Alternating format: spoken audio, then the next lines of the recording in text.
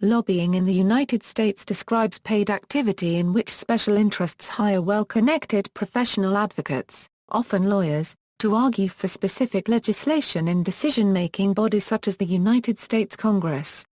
It is a highly controversial phenomenon, often seen in a negative light by journalists and the American public. While lobbying is subject to extensive and often complex rules which, if not followed, can lead to penalties including jail, the activity of lobbying has been interpreted by court rulings as free speech and is therefore protected by the Constitution. Since the 1970s, lobbying activity has grown immensely in terms of the numbers of lobbyists and the size of lobbying budgets, and has become the focus of much criticism of American governance. Since lobbying rules require extensive disclosure, there is a large amount of information in the public sphere about which entities lobby, how, at whom, and for how much. The current pattern suggests much lobbying is done by corporations, although a wide variety of coalitions representing diverse groups is possible. Lobbying happens at every level of government, including federal, state, county, municipal, and even local governments. In Washington, lobbying usually targets congresspersons, although there have been efforts to influence executive agency officials as well as Supreme Court appointments. It has been the subject of academic inquiry in various fields, including law, public policy, and economics. While the number of lobbyists in Washington is over 12,000, those with real clout number in the dozens, and a small group of firms handles much of lobbying in terms of expenditures.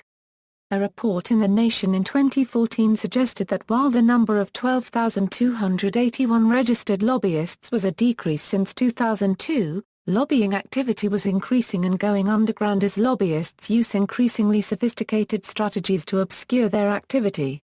Analyst James Thurber estimated that the actual number of working lobbyists was close to 100,000 and the industry brings in $9 billion annually. Overview: Political scientist Thomas Adai once said that politics is about battling over scarce governmental resources, who gets them, where, when, why and how.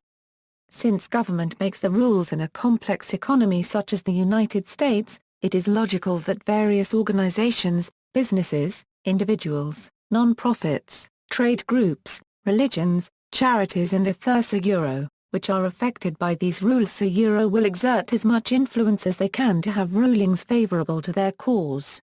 And the battling for influence has happened in every organized society since the beginning of civilization, whether it was ancient Athens, Florence during the time of the Medici, late imperial China, and the present-day United States. Modern-day lobbyists in one sense are like the courtiers of the ancien roi copyright regime. If voting is a general way for a public to control a government, lobbying is a more specific, targeted effort, focused on a narrower set of issues.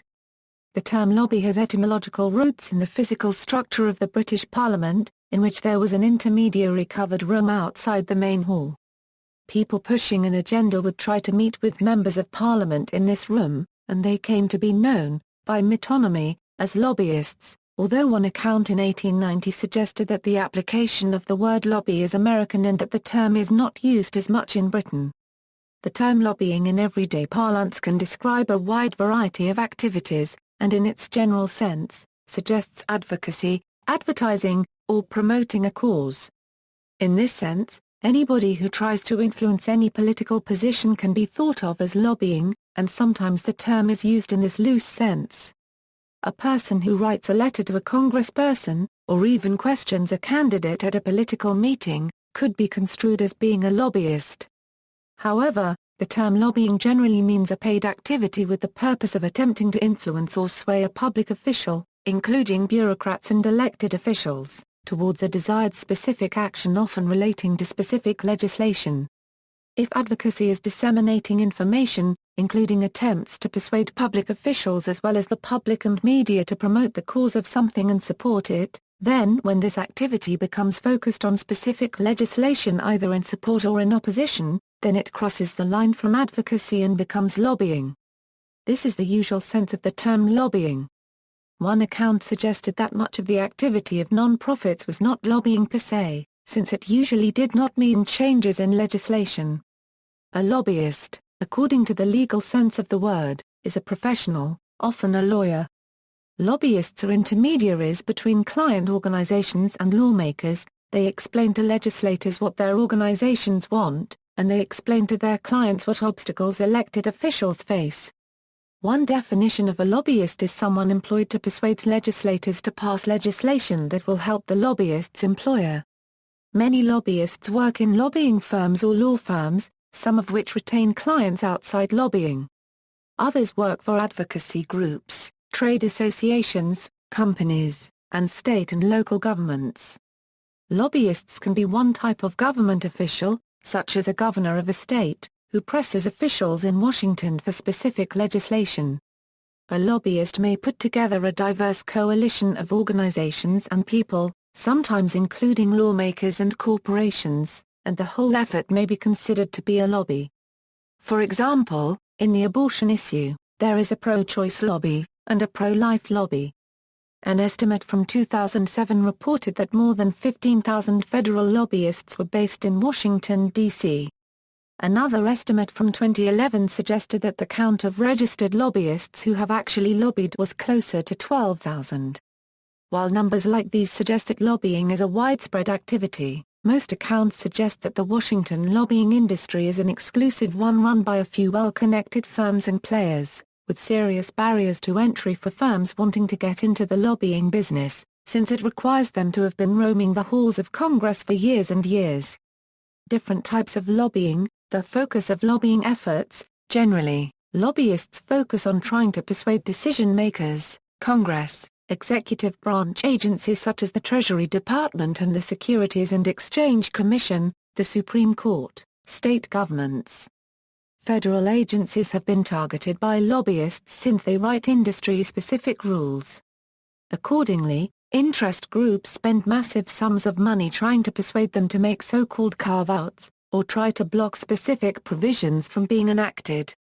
A large fraction of overall lobbying is focused on only a few sets of issues, according to one report. It is possible for one level of government to lobby another level. For example, the District of Columbia has been lobbying Congress and the President for greater power, including possible statehood or voting representation in Congress. One assessment in 2011 suggested that the district needed to rethink its lobbying strategy, since its past efforts have only had mixed results.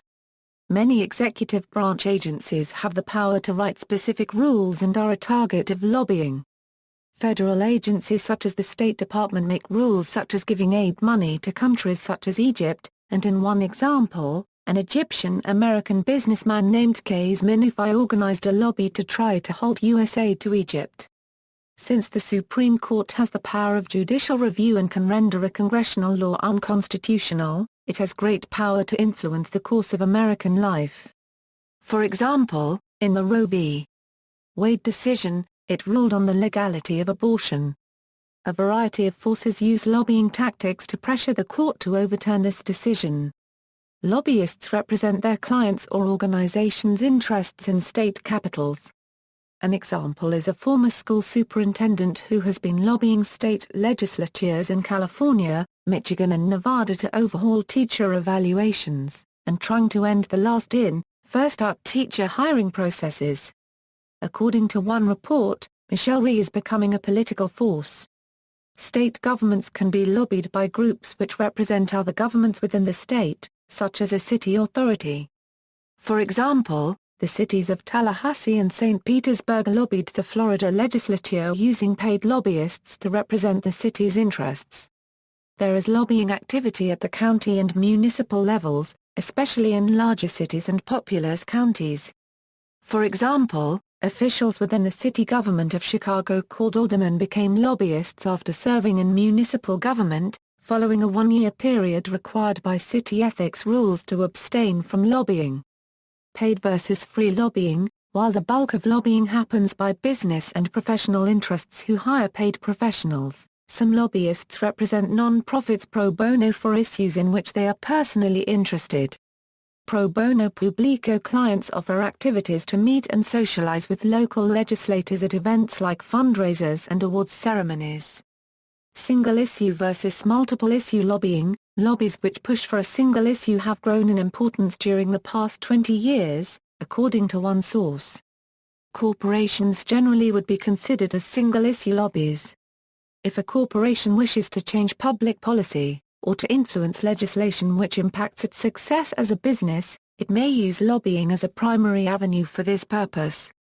One research study suggested that single-issue lobbies often operate in different kinds of institutional venues, sometimes bringing the same message to different groups.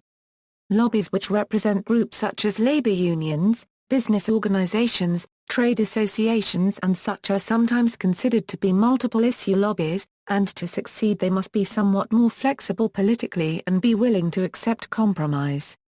Inside versus outside lobbying. Inside lobbying, or sometimes called direct lobbying, describes efforts by lobbyists to influence legislation or rule-making directly by contacting legislators and their assistants, sometimes called staffers or aides.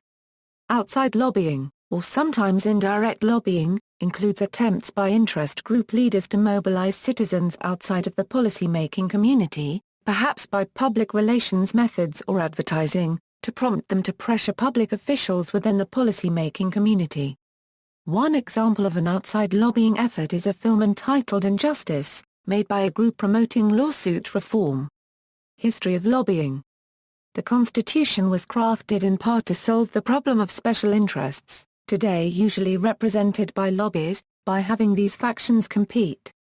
James Madison identified a faction as a number of citizens, whether amounting to a minority or majority of the whole, who were united and actuated by some common impulse of passion, or of interest, adverse to the rights of other citizens, or to the permanent and aggregate interests of the community. 1. And Madison argued in Federalist No. 10 that there was less risk of injury by a narrowly focused faction in a large republic if any negative influence was counteracted by other factions. 2. 3. In addition, the Constitution protected free speech, including the right to petition the government, and these rights have been used by lobbying interests throughout the nation's history. There has been lobbying at every level of government, particularly in state governments during the 19th century, but increasingly directed towards the federal government in the 20th century. The last few decades have been marked by an exponential increase in lobbying activity and expenditures. Lobbying as a business, key players, lobbyists. The number of registered Washington lobbyists is substantial. In 2009, The Washington Post estimated that there were 13,700 registered lobbyists, describing the nation's capital as a teeming with lobbyists. In 2011, The Guardian estimated that in addition to the approximately 13,000 registered lobbyists, thousands more unregistered lobbyists could exist in Washington. The ratio of lobbyists employed by the healthcare industry, compared with every elected politician, was 6-1, according to one account. Nevertheless, the numbers of lobbyists actively engaged in lobbying is considerably less, and the ones occupied with lobbying full-time and making significant money is even less. Law firms. Several law firms, including Patton Boggs, Akin Gump and Holland & Knight, had sizable departments devoted to so-called government relations. One account suggested that the lobbying arms of these law firms were not held as separate subsidiaries, but that the law practices involved in government lobbying were integrated into the overall framework of the law firm. A benefit to an integrated arrangement was that the law firm and the lobbying department could share and refer clients back and forth. Holland & Knight earned $13.9 million from lobbying revenue in 2011. One law firm employs so-called power brokers including former Treasury Department officials such as Marty Thomas, and former presidential advisors such as Daniel Mayer. There was a report that two law firms were treating their lobbying groups as separate business units, and giving the non-lawyer lobbyists an equity stake in the firm. Lobbying firms. These firms usually have some lawyers in them, and are often founded by former congressional staffers, legislators, or other politicians. Some lobbying groups have been bought by large advertising conglomerates. Corporations. Corporations which lobby actively tend to be few in number, large, and often sell to the government. Most corporations do not hire lobbyists. One study found that the actual number of firms which do lobbying regularly is fewer than 300, and that the percent of firms engaged in lobbying was 10% from 1998 to 2006, and that they were mainly large, rich firms getting in on the fun. These firms hired lobbyists year after year, and there was not much evidence of other large firms taking much interest in lobbying. Corporations considering lobbying run into substantial barriers to entry. Corporations have to research the relevant laws about lobbying, hire lobbying firms, and cultivate influential people and make connections. When an issue regarding a change in immigration policy arose, large corporations currently lobbying switched focus somewhat to take account of the new regulatory world, but new corporations even ones likely to be affected by any possible rulings on immigration stayed out of the lobbying fray, according to the study. Still, of all the entities doing lobbying in Washington, the biggest overall spenders are, in fact, corporations. In the first decade of the 2000s, the most lucrative clients for Gerald Cassidy's lobbying firm were corporations, displacing fees from the appropriations business. Wall Street lobbyists and the financial industry spent upwards of $100 million in 1 year to court regulators and lawmakers, particularly since they were finalizing new regulations for lending, trading and debit card fees. One academic analysis in 1987 found that firms were more likely to spend on lobbying if they were both large and concerned about adverse financial statement consequences if they did not lobby. Big banks were prolific spenders on lobbying. J.P. Morgan Chase has an in-house team of lobbyists who spent $3.3 million in 2010. The American Bankers Association spent $4.6 million on lobbying. An organization representing 100 of the nation's largest financial firms called the Financial Services Roundtable spent heavily as well. A trade group representing hedge funds spent more than $1 million in 1 quarter trying to influence the government about financial regulations, including an effort to try to change a rule that might demand greater disclosure requirements for funds. Amazon.com spent $450,000 in 1 quarter lobbying about a possible online sales tax as well as rules about data protection and privacy. Corporations which sell substantially to the government tend to be active lobbyers. For example, aircraft manufacturer Boeing, which has sizable defense contracts, pours millions into lobbying. Boeing Company is one of the most influential companies in airline manufacturing and has continually shown its influence in lobbying Congress. Between January and September, Boeing spent a total of $12 million lobbying according to research by the Center for Responsive Politics. Additionally, Boeing has its own political action committee, which donated more than $2.2 million to federal candidates during the 2010 election cycle. Of that sum, 53% went to Democrats. Through September, Boeing's PAC has donated $748,000 to federal politicians. Unions. One report suggested the United Food and Commercial Workers International Union spent $80,000 lobbying the federal government on issues relating to the tax code, food safety, immigration reform and other issues. Other possible players in the lobbying arena are those who might influence legislation, House and Senate colleagues, public opinion in the district, the White House, party leaders, union leaders, and other influential persons and groups. Interest groups are often thought of as non-party organizations, which regularly try to change or influence government decision-making.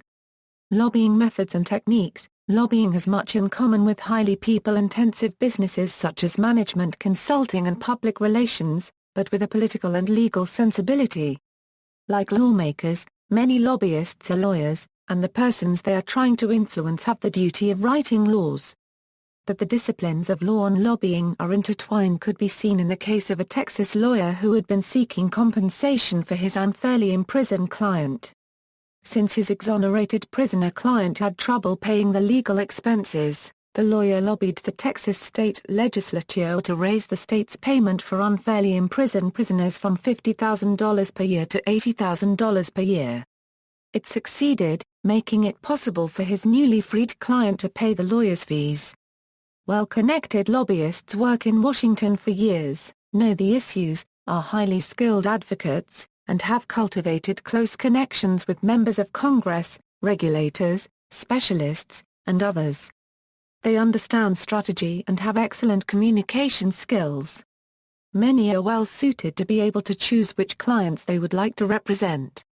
Lobbyists patiently cultivate networks of powerful people, over many years, trying to build trust and maintain confidence and friendships.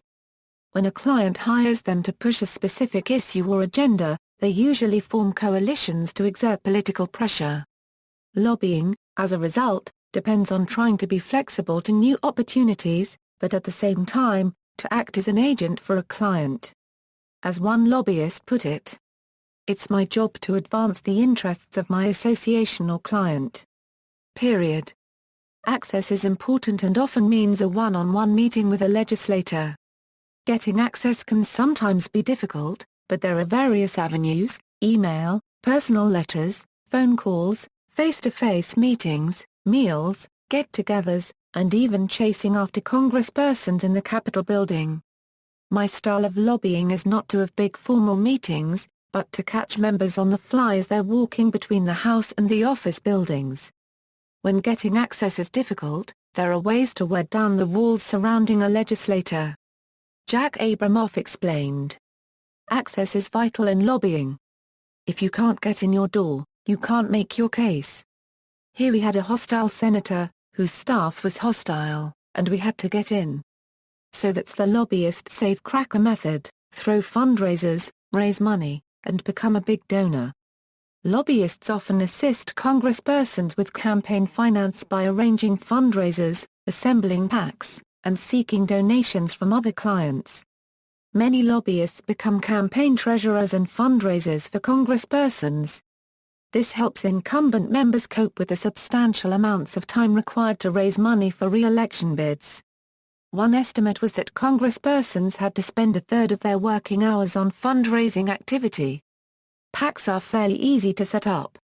It requires a lawyer and about $300, roughly. An even steeper possible reward which can be used in exchange for favors is the lure of a high-paying job as a lobbyist. According to Jack Abramoff, one of the best ways to get what he wanted was to offer a high-ranking congressional aide a high-paying job after they decided to leave public office. When such a promise of future employment was accepted, according to Abramoff, we owned them. This helped the lobbying firm exert influence on that particular congressperson by going through the staff member or aide. At the same time, it is hard for outside observers to argue that a particular decision, such as hiring a former staffer into a lobbying position, was purely as a reward for some past political decision, since staffers often have valuable connections and policy experience needed by lobbying firms. Research economist Mirko Draka suggested that hiring a staffer was an ideal way for a lobbying firm to try to sway their old bosses a congresspersona in the future. Lobbyists, according to several sources, strive for communications which are clear, straightforward, and direct. In a one-on-one meeting with a lobbyist, it helps to understand precisely what goal is wanted. A lobbyist wants action on a bill. A legislator wants to be re-elected. The idea is to persuade a legislator that what the lobbyist wants is good public policy. Lobbyists often urge lawmakers to try to persuade other lawmakers to approve a bill. Still, persuasion is a subtle business, requiring a deft touch, and carelessness can boomerang. In one instance of a public relations reversal, a lobbying initiative by the Cassidy firm which targeted Senator Robert C. Byrd blew up when the Cassidy-Byrd connection was published in the Washington Post. This resulted in a furious Byrd reversing his previous pro-Cassidy position and throwing a theatrical temper tantrum regarding an $18 million facility. Byrd denounced lobbyists who collect exorbitant fees to create projects and have them earmarked in appropriation bills for the benefit of their clients. Since it often takes a long time to build the network of relationships within the lobbying industry, ethical interpersonal dealings are important. A maxim in the industry is for lobbyists to be truthful with people they are trying to persuade. One lobbyist described it this way: what you've basically got is your word and reputation. An untruth, a lie is too risky to the successful development of a long-term relationship and the potential gain is not worth the risk. One report suggested that below-the-belt tactics generally do not work. One account suggests that groping for personal dirt on opponents was counterproductive since it would undermine respect for the lobbyist and their clients. And, by reverse logic, if an untruth is told by an opponent or opposing lobby, then it makes sense to publicize it. But the general code among lobbyists is that unsubstantiated claims are bad business. Even worse is planting an informant in an opponent's camp, since if this subterfuge is ever discovered, it will boomerang negatively in 100 ways, and credibility will drop to zero. The importance of personal relationships in lobbying can be seen in the state of Illinois, in which father-son ties helped push a smart grid energy bill, although there were accusations of favoritism. And there is anecdotal evidence that a business firm seeking to profitably influence legislation has to pay particular attention to which lobbyist it hires. Strategic considerations for lobbyists trying to influence legislation include locating a power base, or a constituency logically predisposed to support a given policy. Timing, as well, is usually important, in the sense of knowing when to propose a certain action and having a big-picture view of the possible sequence of desired actions. Strategic lobbying tries to estimate the possible responses of different groups to a possible lobby approach.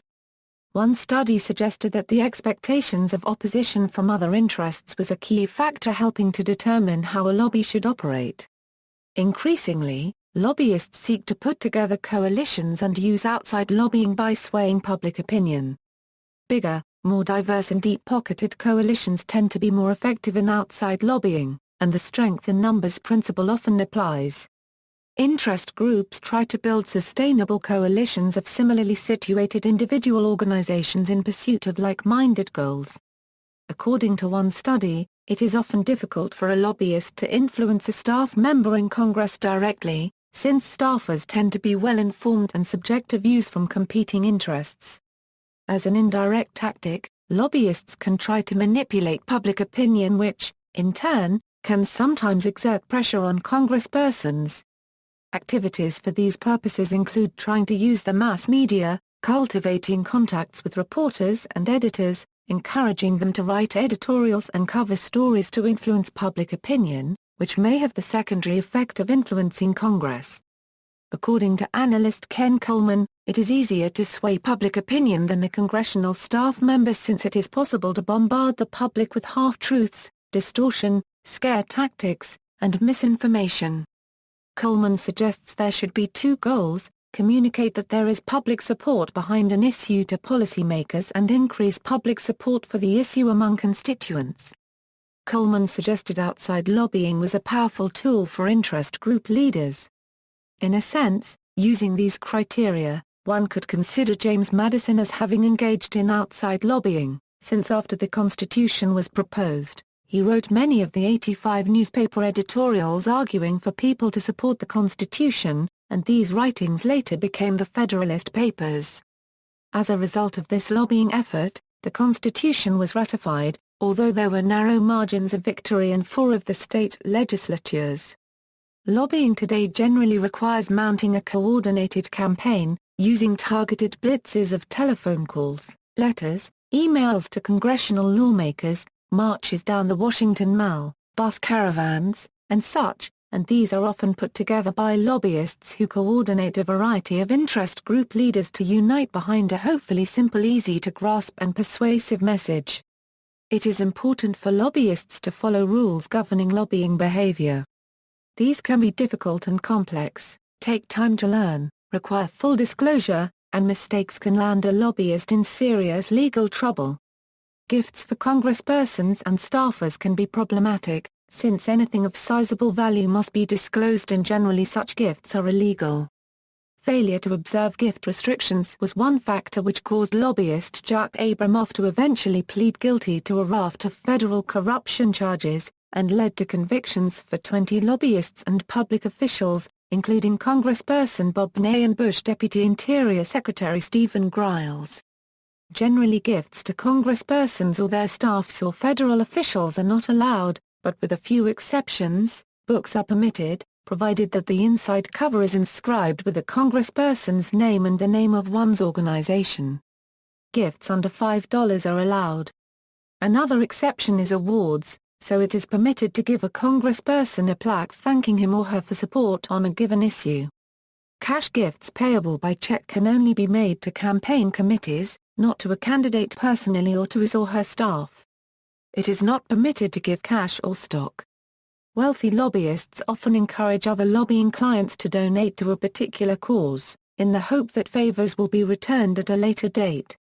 Lobbyist Gerald Cassidy encouraged other clients to give for causes dear to a particular client engaged in a current lobbying effort.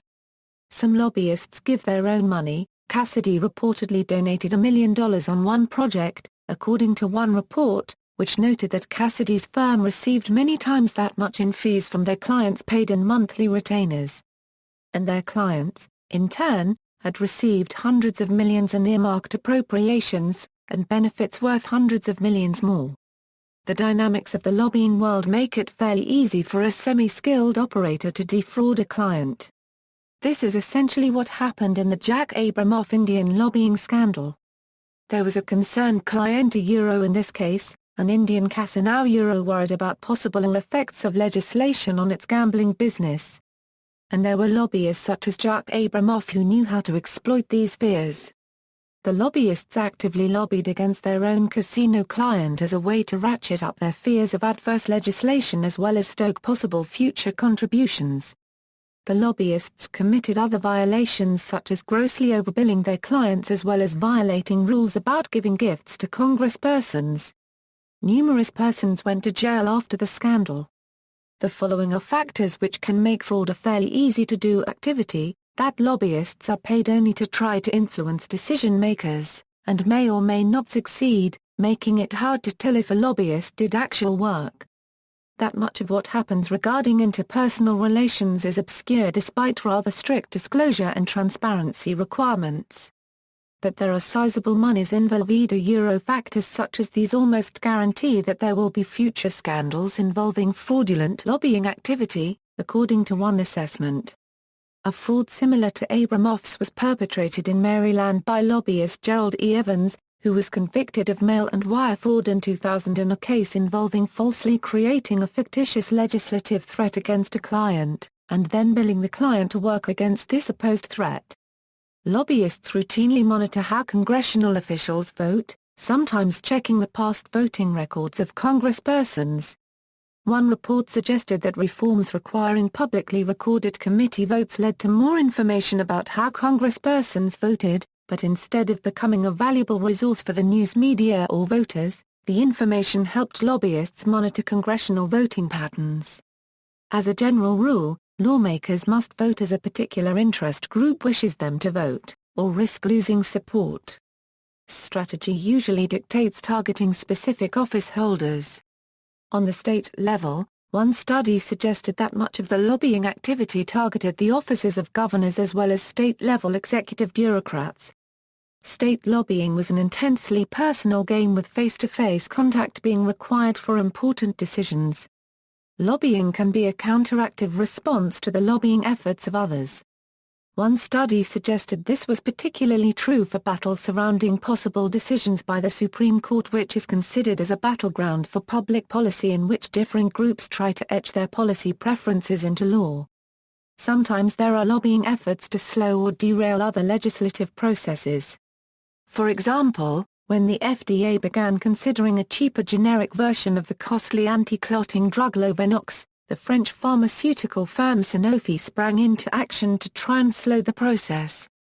Lobbyists are often assembled in anticipation of a potential takeover bid, particularly when there are large high-profile companies, or a large foreign company involved, and substantial concern that the takeover may be blocked by regulatory authorities. An example may illustrate. The company Tyco had learned that there had been discussion about a possible new tax provision that might have cost it $4 billion overall. So the firm hired Jack Abramoff and paid him a retainer of $100,000 a month. He assembled dozens of lobbyists with connections to key congressional committees with the ultimate objective being to influence powerful Senator Charles Grassley. Abramoff began with a fundraising effort to round up every check possible. He sought funds from his other lobbying clients. I had my clients understand that just as other clients who had nothing to do with them, would step up and give contributions to congressmen they needed to have some sway with, so similarly they needed to do the same. I went to every client I could, and rounded up every check we could for him. Lobbyists as educators and advisors, since government has grown increasingly complex, having to deal with new technologies, the task of writing rules has become more complex. Government has grown so complex that it is a virtual certainty that more than one agency would be affected by any piece of legislation, according to one view. Lobbyists, therefore, spend considerable time learning the ins and outs of issues, and can use their expertise to educate lawmakers and help them cope with difficult issues. Lobbyists' knowledge has been considered to be an intellectual subsidy for lawmakers.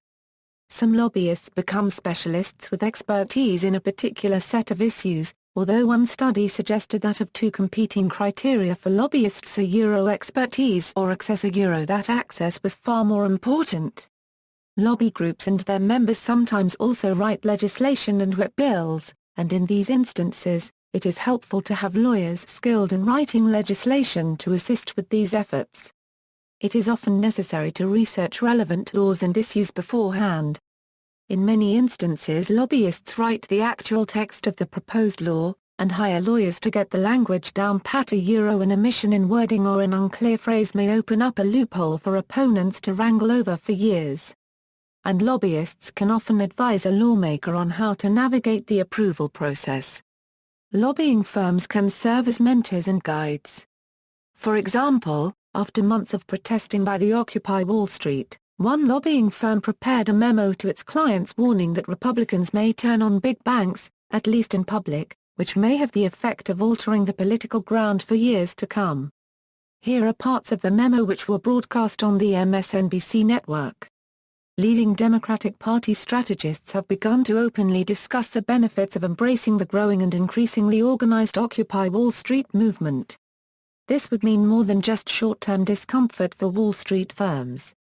If vilifying the leading companies of this sector is allowed to become an unchallenged centerpiece of a coordinated Democratic campaign, it has the potential to have very long-lasting political, policy and financial impacts on the companies in the center of the bullseye.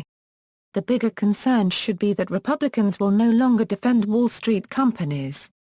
A growing billion-dollar business, since the 1970s, there has been explosive growth in the lobbying industry, particularly in Washington, D.C. By 2011, one estimate of overall lobbying spending nationally was $30+ billion. An estimate of lobbying expenses in the federal arena was $3.5 billion in 2010, while it had been only $1.4 billion in 1998. And there is prodigious data since firms are required to disclose lobbying expenditures on a quarterly basis. The industry, however, is not immune to economic downturns. If Congress is gridlocked, such as during the summer and early fall of 2011, lobbying activity dipped considerably, according to the Washington Post. Lobbying firm Patton Boggs reported drops in revenue during that year, from $12 million in 2010 to $11 million in 2011. To cope with a downturn, some law firms compensated by increasing activity in litigation, regulatory work, and representing clients in congressional investigations. A sea change in government, such as a shift in control of the legislature from one political party to the other, can affect the lobbying business profoundly. For example, the primarily Democratic-serving lobbying firm Cassidy and Associates learned that control of Congress would change hands from Democrats to Republicans in 1994, and the firm acquired Republican lobbyists before the congressional handover of power, and the move helped the lobbying firm stay on top of the new political realities. Examples of lobbying: there are numerous examples of lobbying activity reported by the media. One report chronicled a somewhat unusual alliance of consumer advocates and industry groups to boost funding for the Food and Drug Administration. The general pattern of lobbying efforts had been to try to reduce the regulatory oversight of such an agency. In this case, however, lobbying groups wanted the federal watchdog agency to have tougher policing authority to avert expensive problems when oversight was lax. In this case, industry and consumer groups were in harmony, and lobbyists were able to persuade officials that higher FDA budgets were in the public interest. Religious consortiums, according to one report, have engaged in a $400 million lobbying effort on such issues as the relation between church and state, civil rights for religious minorities, bioethics issues including abortion and capital punishment and end-of-life issues, and family issues. Lobbying is a career. While national-level lobbyists working in Washington have the highest salaries, many lobbyists operating at the state level can earn substantial salaries. The table shows the top lobbyists in one state Maryland in 2011. Top power brokers such as Gerald Cassidy have made fortunes from lobbying. Cassidy's reaction to his own wealth has been complicated. He lives large, riding around town in his chauffeured car, spending thousands on custom-made clothes, investing big money in, for example, the Charlie Palmer Steak restaurant at the foot of Capitol Hill just for the fun of it. He has fashioned a wine cellar of more than 7,000 bottles. He loves to go to England and live like a gentleman of the kind his Irish antecedents would have considered an anathema. Effectiveness of lobbying. The general consensus view is that lobbying generally works overall in achieving sought-after results for clients, particularly since it has become so prevalent with substantial and growing budgets, although there are dissenting views. A study by the investment research firm Strategas, which was cited in The Economist and The Washington Post, compared the 50 firms that spent the most on lobbying relative to their assets, and compared their financial performance against that of the S&P 500 in the stock market. The study concluded that spending on lobbying was a spectacular investment yielding blistering returns comparable to a high-flying hedge fund, even despite the financial downturn of the past few years. A 2009 study by University of Kansas professor Rachel Mayer Alexander suggested that lobbying brought a substantial return on investment.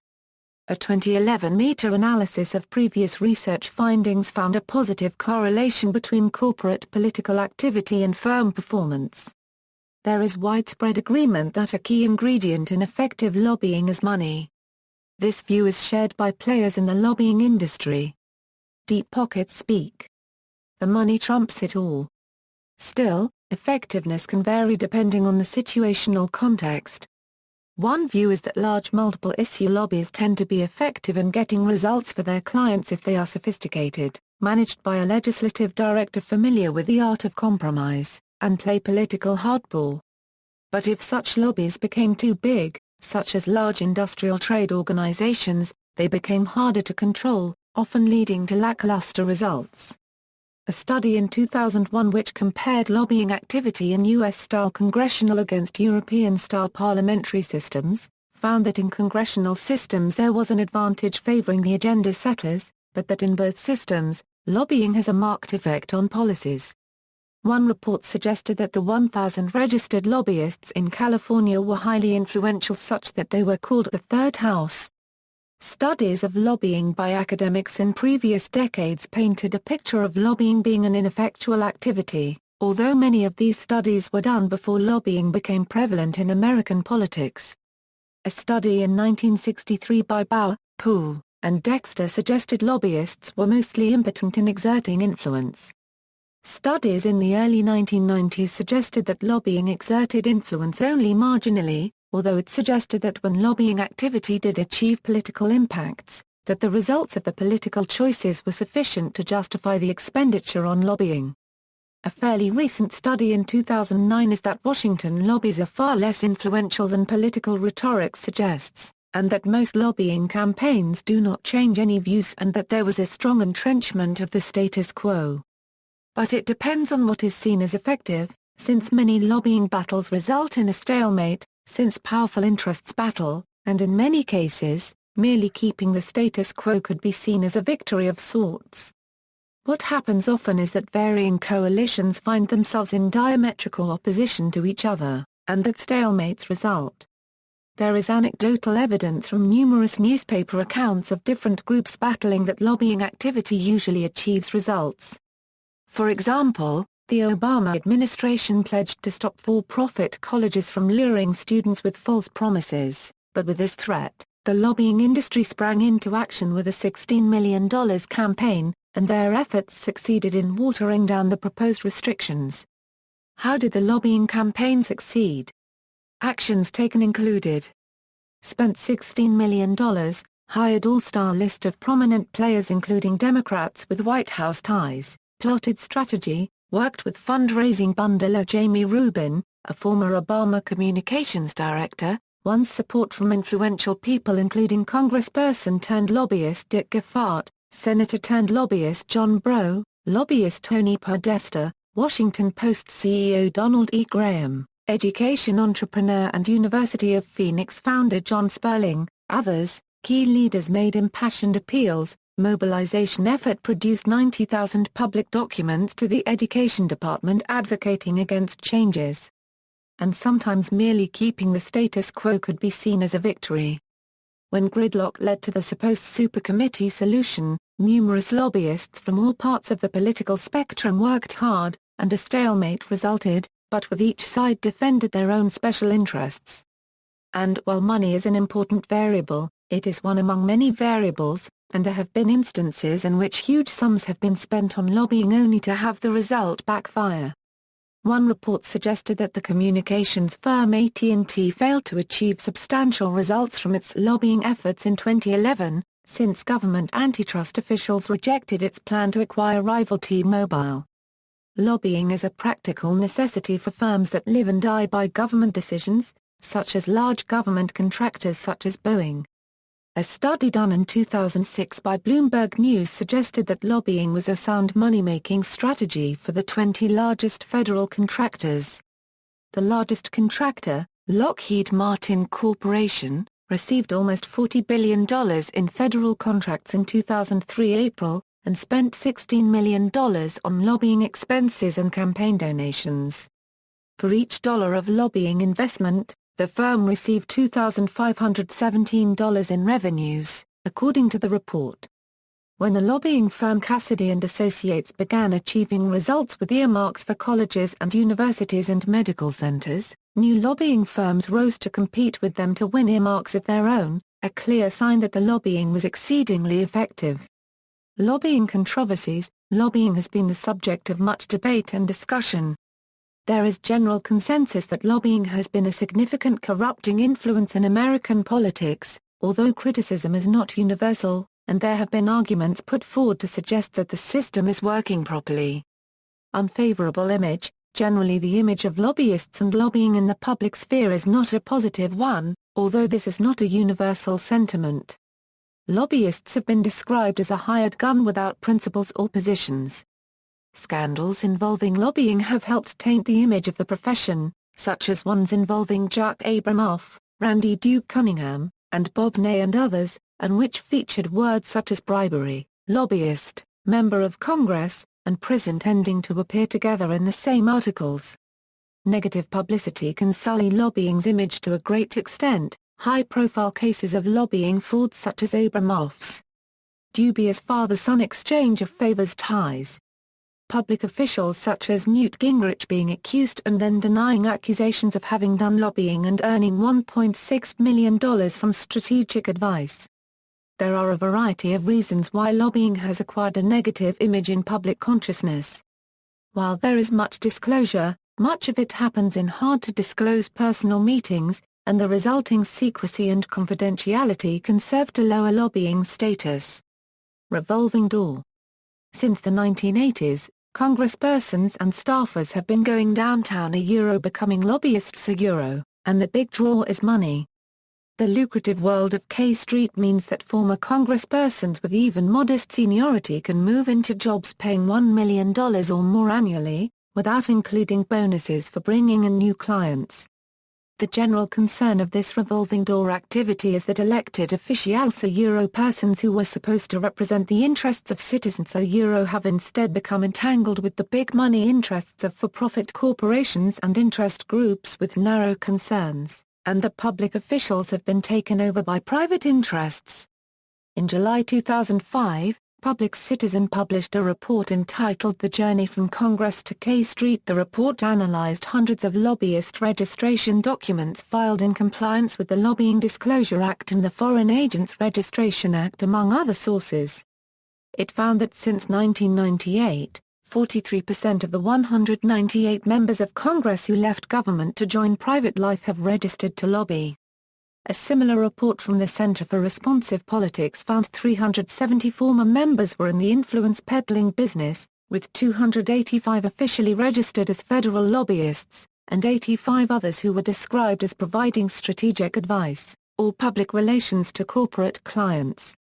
The Washington Post described these results as reflecting the sea change that has occurred in lawmakers' attitudes toward lobbying in recent years.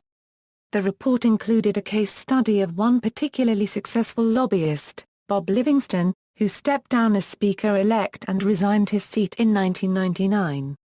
In the 6 years since his resignation, the Livingston Group grew into the 12th largest non-law lobbying firm, earning nearly $40 million by the end of 2004. During roughly the same time period, Livingston, his wife, and his 2 political action committees contributed over $500,000 to the campaign funds of various candidates. Numerous reports chronicle the revolving door phenomenon. A 2011 estimate suggested that nearly 5,400 former congressional staffers had become federal lobbyists over a 10-year period, and 400 lawmakers made a similar jump. It is a symbiotic relationship in the sense that lobbying firms can exploit the experience and connections gleaned from working inside the legislative process, and lawmakers find a ready pool of experienced talent. There is movement in the other direction as well. One report found that 605 former lobbyists had taken jobs working for lawmakers over a 10-year period. A study by the London School of Economics found 1,113 lobbyists who had formerly worked in lawmakers' offices. The lobbying option is a way for staffers and lawmakers to cash in on their experience, according to one view. Before the 1980s, staffers and aides worked many years for congresspersons, sometimes decades, and tended to stay in their jobs. Now, with the lure of higher-paying lobbying jobs, many would quit their posts after a few years at most to go downtown.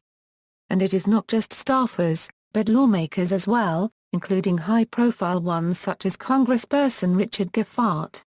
He represented a working-class district in Missouri for many years, but after leaving Congress, he became a lobbyist.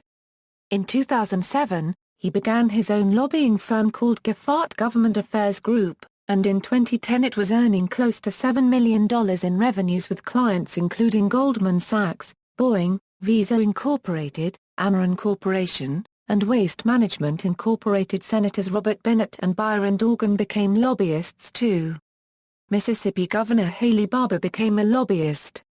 In 2010, former Representative Billy Tauzin earned $11 million running the drug industry's lobbying organization called the Pharmaceutical Research and Manufacturers of America. Many former representatives earned over $1 million in 1 year, including James Greenwood and Daniel Glickman. Insider's game. A similar concern voiced by critics of lobbying is that Washington politics has become dominated by elites, and that it is an insider's game excluding regular citizens and which favors entrenched firms. Individuals generally cannot afford to lobby, and critics question whether corporations with deeper pockets should have greater power than regular persons. In this view, the system favors the rich, such that the rich have gotten richer, the weak weaker, admits lobbyist Gerald Cassidy. There is concern that those having more money and better political connections can exert more influence than others. However, analyst Barry Hezenius made a case that the excessive for-profit lobbying could be counteracted if there were more efforts to increase non-profit lobbying and boost their effectiveness. There is so much money that it has been described as a flood that has a corrupting influence, so that the United States appears to be awash in interest groups. If coalitions of different forces battle in the political arena for favorable treatment and better rules and tax breaks, it can be seen as fair if both sides have equal resources and try to fight for their interests as best they can. Gerald Cassidy said, "In a lot of areas, the stakes are between big companies, and it's hard to argue that one solution is better than another solution with regard to the consumer's interest. The issue is whether Company A's solution, or Company B's solution, based on their technology or their footprint, is the right one." A related but slightly different criticism is that the problem with lobbying as it exists today is that it creates an inequity of access to the decision-making process. As a result, important needs get left out of the political evaluation, such that there are no anti-hunger lobbies or lobbies seeking serious solutions to the problem of poverty. Non-profit advocacy has been conspicuously absent from lobbying efforts, according to one view. Critics suggest that when a powerful coalition battles a less powerful one, or one which is poorly connected or underfunded, the result may be seen as unfair and potentially harmful for the entire society. The increasing number of former lawmakers becoming lobbyists has led Senator Russ Feingold to propose paring back the many Capitol Hill privileges enjoyed by former senators and representatives. His plan would deprive lawmakers turned lobbyists of privileges such as unfettered access to otherwise members-only areas such as the House and Senate floors and the House gym. Choice-making problems. A concern among many critics is that influence peddling hurts overall decision-making, according to this criticism. Proposals with merit are dropped in favor of proposals backed by political expediency. An example cited in the media is the recent battling between food industry lobbyists and healthcare lobbyists regarding school lunches. A group supported by the United States Department of Agriculture proposed healthier lunches as a way to combat childhood obesity by limiting the number of potatoes served, limiting salty foods, and adding more fresh vegetables, but this group was countered by a strong food lobby backed by Coca-Cola, Del Monte, and makers of frozen pizza.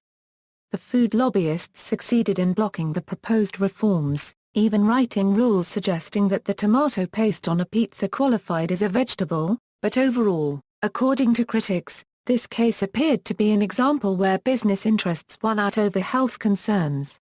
Critics use examples such as these to suggest that lobbying distorts sound governance. A study by IMF economists found that the heaviest lobbying came from lenders making riskier loans and expanding their mortgage business most rapidly during the housing boom, and that there were indications that heavy lobbying lenders were more likely to receive bailout funds. The study found a correlation between lobbying by financial institutions and excessive risk-taking during 2000 to 2007, and the authors concluded that politically active lenders played a role in accumulation of risks and thus contributed to the financial crisis. Another study suggested that governments tend to protect domestic industries, and have a habit of shunting monies to ailing sectors. The study suggested that it is not that government policy picks losers, it is that losers pick government policy. One critic suggested that the financial industry has successfully blocked attempts at regulation in the aftermath of the 2008 financial collapse. Governmental focus. Critics have contended that when lawmakers are drawn into battles to determine issues such as the composition over school lunches or how much an ATM fee should be, more serious issues such as deficit reduction or global warming or social security are neglected. It leads to legislative inertia. The concern is that the preoccupation with what are seen as superficial issues prevents attention to long-term problems. Critics suggested that the 2011 Congress spent more time discussing per-transaction debit card fees while neglecting issues seen as more pressing. Methodical problems. In this line of reasoning, critics contend that lobbying, in and of itself, is not the sole problem, but only one aspect of a larger problem with American governance. Critics point to an interplay of factors, citizens being uninvolved politically, congresspersons needing huge sums of money for expensive television advertising campaigns, increased complexity in terms of technologies, congresspersons spending 3 days of every week raising money, and so forth. Given these temptations, lobbying came along as a logical response to meet the needs of congresspersons seeking campaign funds and staffers seeking personal enrichment. In a sense, in competitive politics, the common good gets lost. I know what my client wants. No one knows what the common good is. A lobbyist can identify a client's needs. But it is hard for a single individual to say what is best for the whole group. The intent of the Constitution's framers was to have built-in constitutional protections to protect the common good, but according to these critics, these protections do not seem to be working well. The structure of representative government, elected by the people, was to be our system's built-in protection of the whole of use. Fairly elected officeholders were to represent their constituent groups, free from any obligations to special interests. Unfortunately, money has corrupted the system and compromised both the fairness of the electoral process as well as the independence and impartiality of elected officials. Lawrence Lessig, a professor at Harvard Law School and author of Republic, Lost, suggested that the moneyed persuasive power of special interests has insinuated itself between the people and the lawmakers. He quoted congressperson Jim Cooper, who remarked that Congress had become a farm league for K Street in the sense that congresspersons were focused on lucrative lobbying careers after Congress rather than on serving the public interest while in office.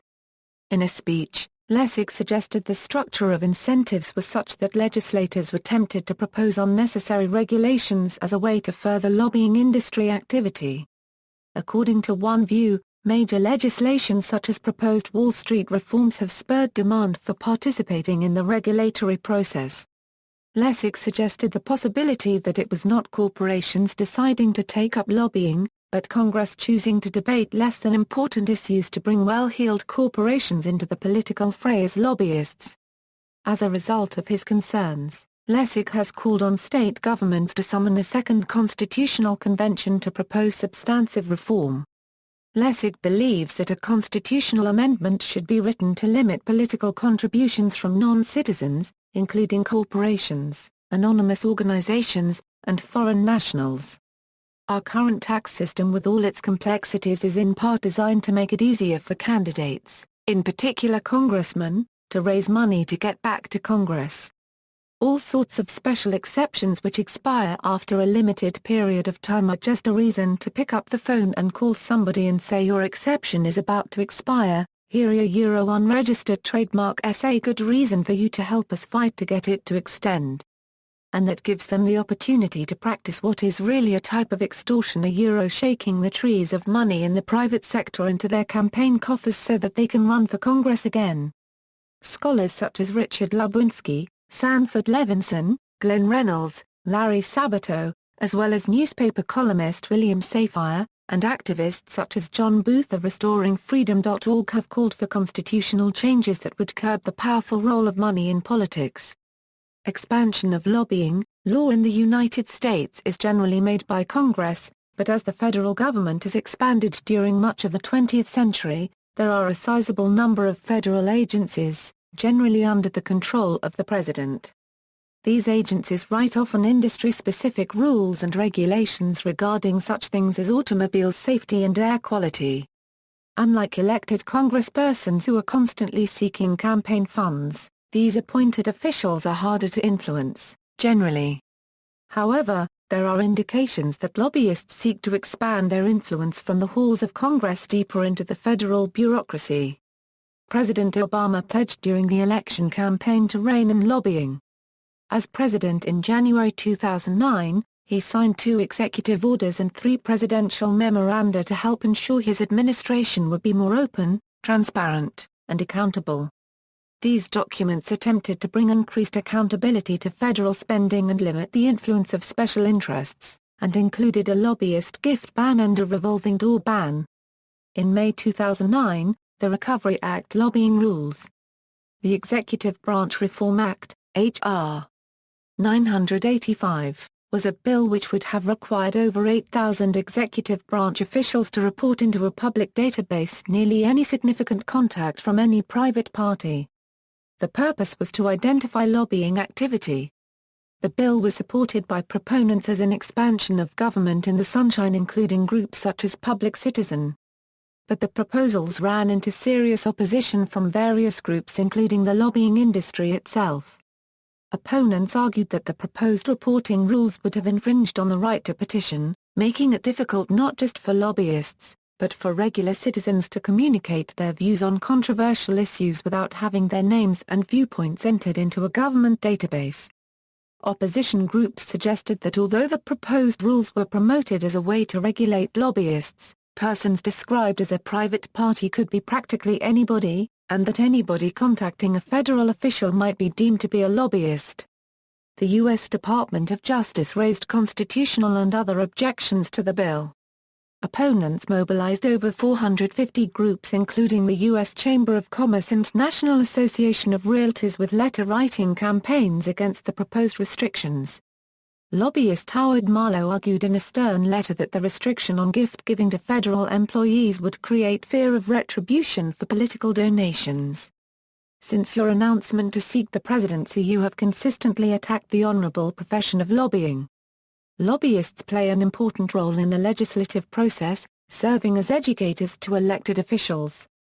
It is in the best interest to government to have informed individuals who serve as experts in every arena of public policy. Our ability to access and navigate the legislative process and push issues forward through a bureaucratic cluster is a vital service to the nation. The draft order would inhibit one of the most vital tools in the advocate's arsenal by creating fear of retribution for political donations. Making this kind of disclosure a part of the bidding process tarnishes a competition based on qualifications, adds an unneeded level of bureaucracy, and endangers the protection of free speech afforded to all Americans by the First Amendment of the Constitution. In 2011, there were efforts to shift regulatory power from the executive branch to Congress by requiring that any major rule, which may cost the economy more than $100 million, must be decided by Congress with an up or down vote. But skeptics think that such a move proposed by Republican lawmakers could usher in a lobbying bonanza from industry and other special interest groups to use campaign contributions to reshape the regulatory milieu. Potential for reform. Critics suggest that Congress has the power to fix itself, but is reluctant to sacrifice money in power. One report suggested that those in control had an unbroken record of finding ways to navigate around reform laws or turn regulatory standards to their own advantage. Arguments for lobbying. There are counter-arguments that the system is working as it should, despite being rather messy. According to this line of argument, the Madisonian view of politics in which factions were supposed to compete with other factions is working exactly as it should. Competing factions, or in this case, competing interest groups, square off. Battling happens within the federal government, but instead of by settling arguments by elections, arguments are settled by powerful interest groups fighting each other, often financially. And it might appear to members of groups which lost in a lobbying battle that the reason for their loss was that the other side lobbied unfairly using more money. There are numerous instances in which opposed lobbies stalemate, and instances in which these stalemates have been seen as a positive result. And sometimes powerful financial interests lose the battle. Lobbying brings valuable information to policymakers, according to another argument in favor of lobbying. Since lobbyists often become highly knowledgeable about a specific issue by studying it in depth over years, they can bring considerable expertise to help legislators avoid errors as well as grasp the nuances of complex issues. This information can also help Congress oversee numerous federal agencies which often regulate complex industries and issue highly detailed and specific rulings. Accordingly, it is difficult for Congress to keep track of what these agencies do. It has been argued that lobbyists can help Congress monitor this activity by possibly raising red flags about proposed administrative rulings. Further, congresspersons can quickly gauge where they stand about a proposed administrative ruling simply by seeing which lobbying groups support the proposal, and which oppose it. Another argument in support of lobbying is that different interest groups and lobbyists, while trying to build coalitions and win support, often amend or soften or change their positions in this process, and that interest groups and lobbyists regulate each other, in a sense. But a more general sentiment supporting the lobbying arrangement is that every citizen can be construed as being represented by dozens of special interests. Every citizen is a special interest. Blacks, consumers, teachers, pro-choicers, gun control advocates, handicapped people, aliens, exporters, and salesmen, are all special interests. There is not an American today who is not represented by at least a dozen special interest groups. One person's special interest is another person's despotism. If powerful groups such as the oil industry succeed in winning a battle in government, consumers who drive gas-powered cars stand to benefit a little bit, according to this view. Even readers of Wikipedia could be conceived as being a special interest and represented by various lobbies. For example, Opponents of the Stop Online Piracy Act believed that the act might restrict sites such as Wikipedia. On January 18, 2012, as a form of protest and as a way to encourage readers and contributors of Wikipedia to write their congresspersons, the online encyclopedia was blacked out for a day as part of an effort to lobby the government. Another view in support of lobbying is that it serves a helpful purpose as helping guard against extremism. According to this view, lobbying adds built-in delays and permits and encourages opposing lobbies to battle. In the battling, possibly damaging decrees and incorrect decisions are stymied by seemingly unhelpful delays and waits. A slightly different view is that lobbying is no different from other professions. Lobbying is no more perfect than is the practice of law or the practice of medicine. The regulatory environment, disclosure and domestic regulations. Generally, the United States requires systematic disclosure of lobbying, and it may be one of the few countries to have such extensive requirements. Disclosure in one sense allows lobbyists and public officials to justify their actions under the banner of openness and with full compliance of the law. The rules often specify how much a lobbyist can spend on specific activities, and how to report expenses. Many of the laws and guidelines are specified in the Lobbying Disclosure Act of 1995. Transparency and disclosure requirements mean that there are volumes of statistics available for all kinds of analysts by journalists, by the public, by rival lobbying efforts. Researchers can subdivide lobbying expenditures by numerous breakdowns, such as by contributions from energy companies. Sometimes defining clearly who is a lobbyist, and what precisely are lobbying activities can be difficult. According to the Lobbying Disclosure Act, several authorized definitions include, lobbying activities means lobbying contacts and efforts in support of such contacts, including preparation and planning activities, research and other background work that is intended, at the time it is performed, for use in contacts, and coordination with the lobbying activities of others. Lobbying contact means any oral or written communication to a covered executive branch official or a covered legislative branch official. Still, distinguishing lobbyists from a strategic advisor can be difficult, since the duties of each can often overlap and are hard to define precisely. There have been issues raised about what constitutes the difference between a lobbyist and a bundler. One report described bundlers as supporters who contribute their own money to his campaign and solicit it from others, and there was a question whether such persons were really lobbyists involved with raising campaign monies for the election of Barack Obama, and whether Obama had broken his own pledge not to receive money from lobbyists. The legal ramifications of lobbying are further intertangled with aspects of campaign finance reform, since lobbyists often spend time seeking donations for the re-election efforts of congresspersons. Sorting out these issues can pose ethical challenges. There are numerous regulations governing the practice of lobbying, often ones requiring transparency and disclosure. People paid to lobby must register with the Secretary of the Senate and the Clerk of the House of Representatives within 45 days of contacting a legislator for the first time, or 45 days after being employed. An exception is that lobbyists who earn less than $3,000 per client for each fiscal quarter, or whose total lobbying expenses are less than $11,500 each quarter, do not need to register. Part-time lobbyists are exempt from registering unless they spend more than 20% of their working hours doing lobbying activities in any quarter. If lobbyists have 2 or more contacts with a legislator as a lobbyist, then they must register.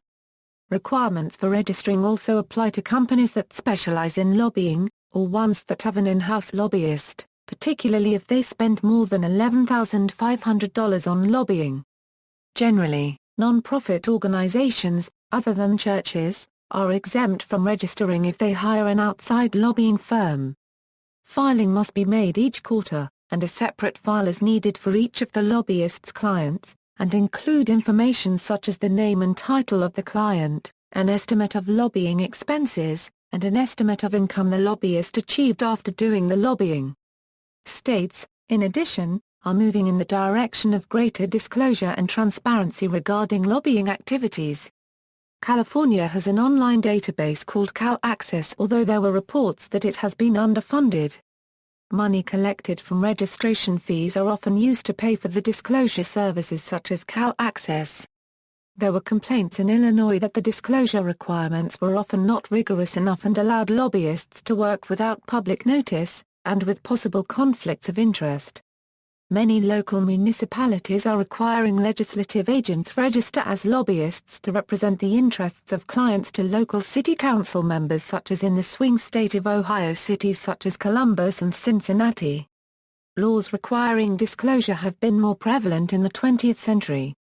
In 1946, there was a so-called Sunshine Law requiring lobbyists to disclose what they were doing, on whose behalf, and how much they received in payment.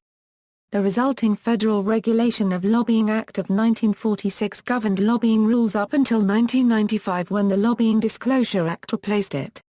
The Federal Election Campaign Act of 1971, later amended in 2002 as the McCain-Feingold Act, had rules governing campaign contributions. Each branch of Congress has rules as well. Legislation generally requires reports containing an accounting of major expenditures as well as legislation that was influenced. The wording of some of the pertinent laws can be found in 2 U.S.C.Ch. 26. Lobbying law is a constantly evolving field. The American Bar Association published a book of guidelines in 2009 with over 800 pages. The laws are often rather specific, and when not observed, can lead to serious trouble.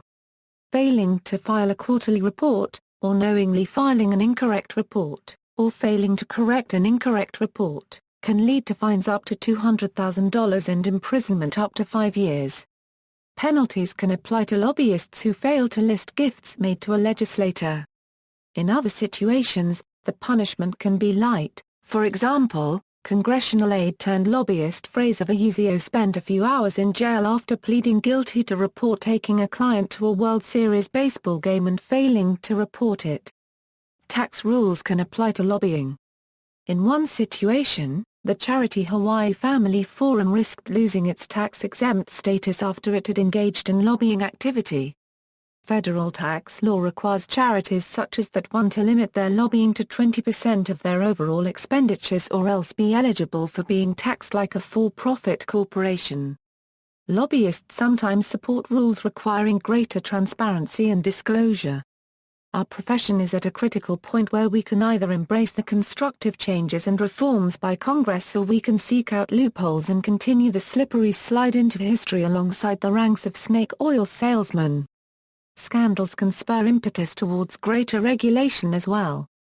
The Jack Abramoff Indian lobbying scandal, which started in the 1990s and led to a guilt plea in 2006, inspired the Legislative Transparency and Accountability Act of 2006 feat. According to Time magazine, the Senate bill barred lobbyists themselves from buying gifts and meals for legislators, but left a loophole in which firms and organizations represented by those lobbyists could still dole out gifts and perks. Allowed privately funded trips if lawmakers got prior approval from a commissioned ethics committee.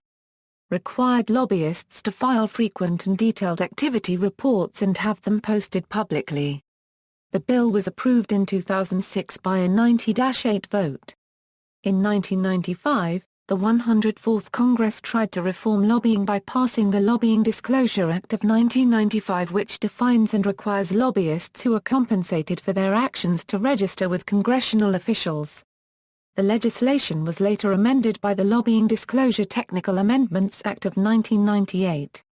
There were subsequent modifications leading to the Honest Leadership and Open Government Act of 2007. The Lobbying Transparency and Accountability Act of 2006 legislation modified Senate rules, although some senators and a coalition of good government groups assailed the bill as being too weak. The Honest Leadership and Open Government Act of 2007 was a comprehensive ethics and lobbying reform bill which passed in 2007 in the House and Congress by a large majority. A parallel Senate version of the legislation passed in 2007 by a nearly unanimous vote. After the House and Senate resolved their differences and passed an amended revision, President Bush signed the enrolled bill into law. Some states have considered banning government employees permanently from lobbying on issues they had worked on. For example, There was a proposal along these lines to prevent county employees in Maryland from ever lobbying on issues they had worked on. The proposal insisted that county officials post financial disclosures as well as prohibit gifts from contractors. Jack Abramoff, emerging from prison, has spoken publicly about lobbying. In his view, regulations designed to rein in the excesses of lobbying have not been effective, and that reforms and regulations have not cleaned up the system at all. Abramoff said lobbyists could find a way around just about any reform Congress enacted, and gave an example. You can't take a congressman to lunch for $25 and buy him a hamburger or a steak or something like that. But you can take him to a fundraising lunch and not only buy him that steak, but give him $25,000 extra and call it a fundraiser, and have all the same access and all the same interactions with that congressman. A similar view suggested that lobbying reform efforts have been fought tooth and nail to prevent its passage since the people with the power to reform would curtail their own powers and income flows. Foreign lobbying. Since commerce worldwide is becoming more integrated, with firms headquartered in one country increasingly doing business in many other countries, it is logical to expect that lobbying efforts will reflect the increasing globalization.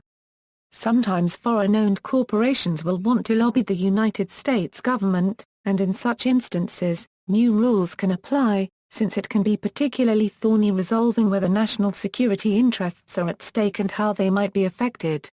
In 1938, the Foreign Agents Registration Act required an explicit listing of all political activities undertaken by a lobbyist on behalf of any foreign principal. There were serious concerns about lobbying firms representing foreign entities and potentially values opposed to American principles, after Axis power agitprop was planted in American soils during World War II through the efforts of public relations specialist Ivy Lee's proxy firm German Die Trust. As a result, in 1938, the Foreign Agents Registration Act or FARA was passed by Congress, and this law required foreign lobbyists to share information about their contracts with the Justice Department. FARA's mandate was to disclose to policymakers the sources of information that influenced public opinions, policies, and law. However, the goal was not to restrict the speech of the lobbyist or the content of the lobbying. Nonetheless, it was estimated that less than half of foreign lobbyists who should have registered under FARA actually did so.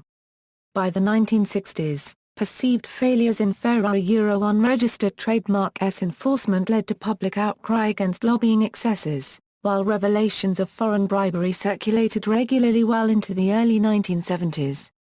This prompted legislation proposed to reduce the autonomy of foreign firms, most of which was not ratified for concerns over a lack of constitutionality. While the House of Representatives passed a rule to increase public scrutiny of foreign lobbying, one estimate was that about 75% of lobbyists were exempt from a registration requirement, including individuals representing foreign interests. A general trend is that the number of lobbyists representing foreign companies is rising. The case of Washington unregistered trademark SAPCO Worldwide, a firm which represented the dictatorship of General Sani Abacha of Nigeria in 1995 whose regime had hanged 9 pro-democracy activists, attracted negative publicity. While current law forbids foreign nations from contributing to federal, state, or local elections, loopholes allow American subsidiaries of foreign corporations to establish so-called separated segregated funds or SSFs to raise money. According to one view, the definition of which firms are defined as foreign was unclear, and the lack of clarity undermines the ability to regulate their activity. Foreign-funded lobbying efforts include those of Israel, Saudi Arabia, Turkey, Egypt, Pakistan, Libya, and China lobbies.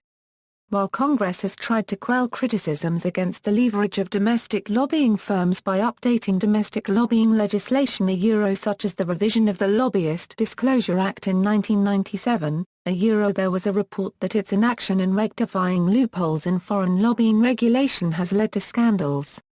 There was a report of an upsurge of lobbying by foreign-owned U.S. subsidiaries against democratic efforts to limit campaign spending in early 2010.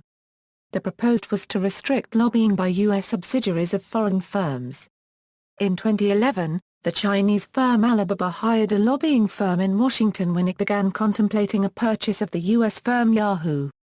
There was a case in which a lobbying effort described as extraordinary was trying to change the designation of a fringe Iranian opposition group from being a terrorist organization to being a benign organization. Lobbyists seeking to downgrade the designation hired influential foreign affairs officials, including former CIA directors, a former FBI director, and others to advocate for the change of designation. But there have been others accused of illegally lobbying for foreign nations or who failed to register as a foreign agent who may face prison time as a result. See also, History of lobbying in the United States, Political Action Committee, National Rifle Association, Second Constitutional Convention of the United States, AARP, Honest Leadership and Open Government Act of 2007, Israel Lobby in the United States, American Israel Public Affairs Committee, Diaspora Politics in the United States, Turkish Lobby in the United States, Libya Lobby in the United States, Saudi Arabia Lobby in the United States, Fossil Fuels Lobby, Albanian American Civic League, American Automobile Association, Center for Responsive Politics, Arab Lobby in the United States, Jack Abramoff Indian lobbying scandal, Jerry Lewis, Lowry lobbying firm controversy. Lobbying Disclosure Act of 1995, Money Loop, Mothers Against Drunk Driving, United States v. Harris, NARFE, References. Notes, Federalist No. 10. Pages 56 of the Dawson edition at Wikisource. Federalist No. 10. Pages 58 of the Dawson edition at Wikisource. Federalist No. 10. Pages 60 of the Dawson edition at Wikisource. Further reading, Baloff, Brian Mirrors of Desires Interest Groups, Elections, and the Targeted Style in 20th Century America, in Meg Jacobs, William J. Novak, and Julian Zelizer, eds. The Democratic Experiment, New Directions in American Political Theory 222 Baumgartner, Frank R., and Beth L. Leach. Basic Interests, The Importance of Groups in Politics and in Political Science, 64 reviews the political science literature on interest groups, Blaines I. Vidal, Geordie.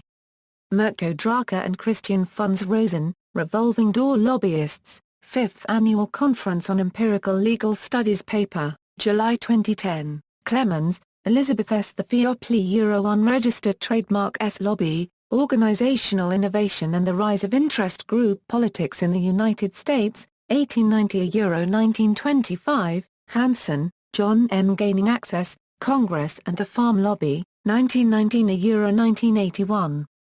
Kaiser, Robert G. So Damn Much Money, The Triumph of Lobbying and the Corrosion of American Government. Loomis, Christopher M. The Politics of Uncertainty, Lobbyists and Propaganda in Early 20th Century America, Journal of Policy History Volume 21, No. 2, 2009 in Project Muse, Lux, S., Crook, T.R., and Ware, D. 2011. Mixing Business with Politics, A Meta-Analysis of the Antecedents and Outcomes of Corporate Political Activity. Journal of Management, 37, 1, 223–247. Thompson, Margaret S. The Spider Web Congress and Lobbying in the Age of Grant on 1870s, Tickiner, Daniel J. and Richard A. Harris, Organized Interests and American Political Development, Political Science Quarterly 117, 587 €612 online, Zelizer, Julian E. Arsenal of Democracy, The Politics of National Security, From World War II to the War on Terrorism excerpt and text search, external links, lobbying database from opensecrets.org, followthemoney.org, Government Accountability Groups, SourceWatch, lobbyists.info database of lobbyists and government relations professionals, Open Secrets Glossary, Lawrence Lessig. TED Talk on Lobbying, Sunlight Foundation.